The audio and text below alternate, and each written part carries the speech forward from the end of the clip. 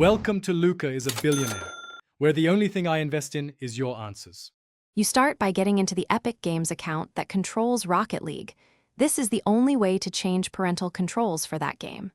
Sign in on a browser or the Epic launcher. Make sure two-factor authentication is active so changes stick. Once signed in, go to Account Settings, then to the Privacy or Parental Controls section. This is where global restrictions live rather than inside the game. Take a moment to verify the linked console or platform account so permissions sync properly. Next, change the specific controls. Choose an age rating or pick custom filters that block voice chat, text, and content sharing. Explain why. Rocket League's social features are controlled here. Once done, set playtime windows and session limits if you want time management. Also, open your console or platform family settings and match those restrictions. This ensures the game obeys both Epic and platform rules. Make sure to save and confirm prompts. Otherwise, the new rules may not apply to the child's profile.